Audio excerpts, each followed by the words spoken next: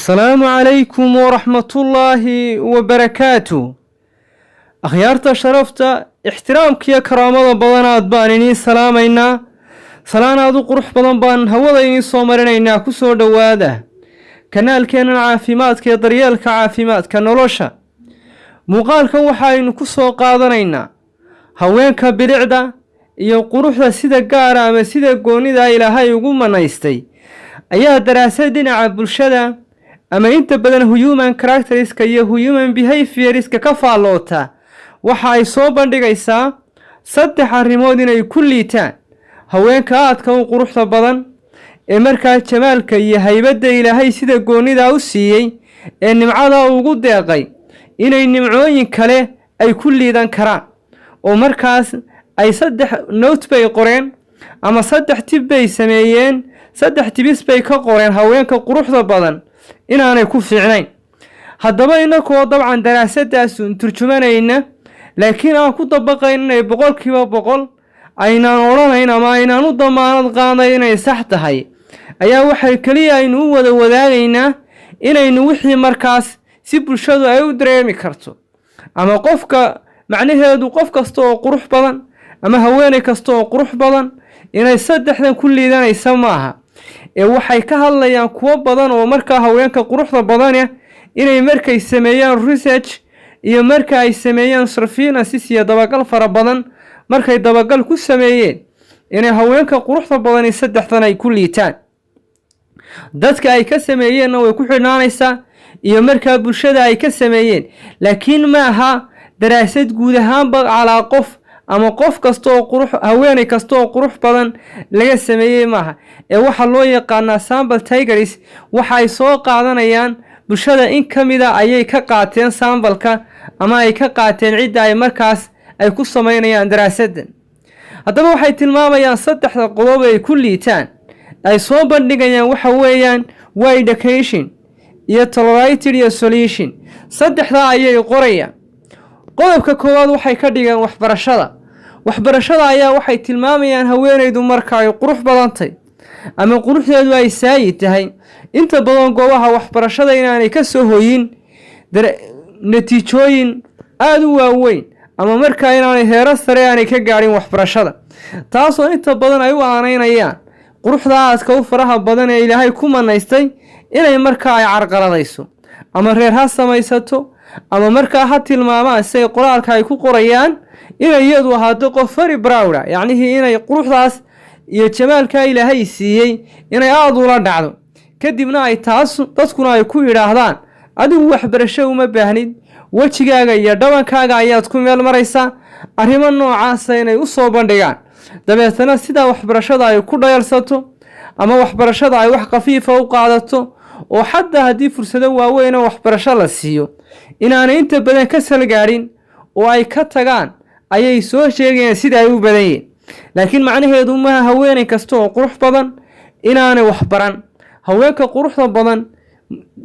dhammaan levelka waxbarasho ama levelka title ee ibn aadamku ay gaaraan bay gaarayaan haday dhaqaatiir noqoto hadday noqoto inay masabada ugu waaweyn dunida ay qabtaan oo quruxdu yacni qof kasta ama haween kasta oo qurux badan maaha ee waa qaar kamida sida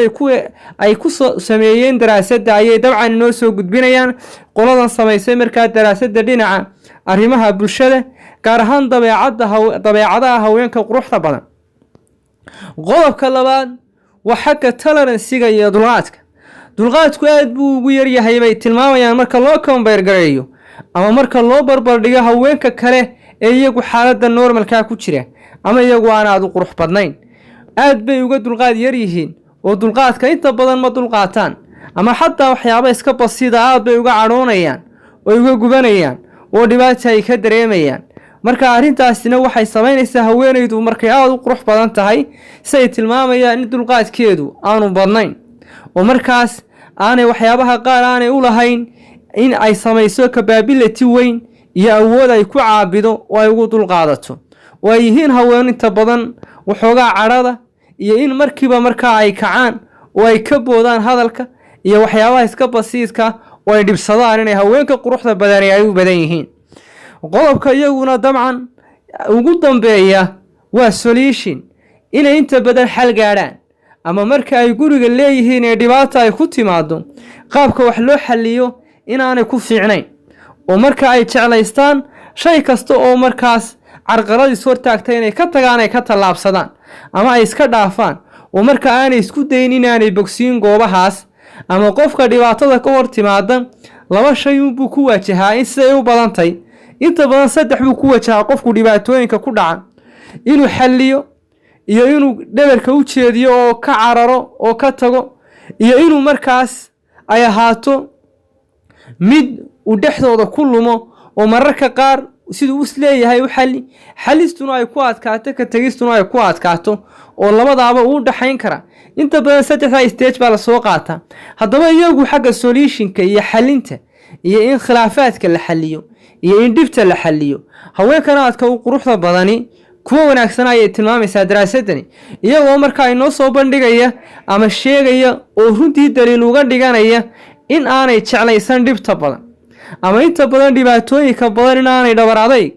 iyo markaa inay la sii joogaan oo dhibta markaad xalinayso waxay kaaga baahan tahay dulqaad waxay kaaga baahan tahay inaad dhibta muddo aad la sii saaxiibto waxay kaaga baahan tahay inaad dhinacyo badan ka eegto waxay kaaga baahan tahay inaad u fakarto waxay kaaga baahan tahay marba inaad dhinac ka qoolaadido waxay kaaga baahan tahay xalka marba inaad dhinac ku eegto markay dhinacaas ku xalinti weydo haddana wax kale aad ku eegto marba page gaara aad dhibaatada aad ku xaliso haddaba iyagu howlahaas iyo badaha ma galaan siday tilmaamaysa daraasadani wixii ka hor yimaadee dhib ay u arkayaan way ka dhaqaaqayaan oo way ka tegayaan xataa hadday qoys noqoto waxay isku qabtaan oo reerka dhisitaankiisa inay ka tagto oo sidaa ay kaga dhaqaaqdo oo dhibta iyo gurigii iyo wixiiba isla dhaafto ayaa dhici karta ayay tilmaamayaan haddaba daraasadan sababta aynu soo qaadanaynaa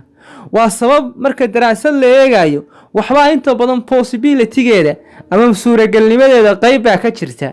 dabcan nimcooyinka ilaahay dadka qaarba qayb buu ka siiyaa ilaahay dadka qaar nimcadiisa wuu kaamilaa qaarna wuu kala badiyaa haddaba waa arrin dhici karta arrintani oo dabcan dhinaca loojiga iyo caqligalka iyo suuragalnimada ibni aadanka markaynu dib u eegayno inay haweenku marka ay yihiin haween ilaahay ku galladay oo marka horeba fadaa'il gooniya uu siiyey oo quruxdii iyo qiimihii gaarka ahaa markaa qurux saayid oo dadka kale ay kaga duwan tahay ay yeelato arrimahani inay markaa noqdaan waxyaabaha dhaliilaheeda waa wax inta badan sida daraasadaniba ay nagu taageerayso ama aynu u soo qaadanayna ay dhacdo haddaba dadka inta badan haweenkan waxaa aada uga sii fiicnaanaya oo dabcan aynu mar kasta soo bandhigayna haweenayda haddii xataa ilaahay qurux gaara oo ku fadlay ama fadaa'il gaar ah oo quruxa uu siiyey oo dabeecad wanaagsan iyo dulqaad wanaagsan iyo xallin khilaaf oo fiicanna ay la timaado oo goob kasta ay tagtana si degan oo dhuldhignimo ku jirto oo dacaatun badani uu ku jiro oo kibir iyo qabtaag iyo sanka inay taagto ama dadka ay yasto ay ka fogaato haweenaydaas waxay noqotay haweenay very precious ama markaa haweenay aada loo jecel yahay oo bulshada araggeeda iyo muuqeeda iyo hadalkeeda iyo magaceeda intaba ay saru qaadaan oo ay jeclaystaan marka haweenayda ilaahay qurux ku galladay inay markaa calaamadahan ay yeelato waxbarashada qofku waana ku wanaagsanaan karaa waana ku xumaan karaa taasu inta badan qofka ayay ku xidhnaan kartaa inkastoo qofku u baahan yahay hadduu fursado waxbarasho helo in la dhiirigeliyo laakiin waxyaabahan kale oo wax qofku isagu si selfiya uu dirid garayn karo oo iskaga daweyn karo waxaynu aada u rajaynaynaa dhammaan haweenkeena sharafta leh ee quruxda badani inay dabeecadaha wanaagsan ay ku darsan doonaan oo iyagana ay u wehelin doonto intaas ayaynu ku soo ururinaynaa fi amaan illah waxa su'aal qabtaan noo soo sheega وإذا كسر جوابي دونا والسلام عليكم ورحمة الله وبركاته.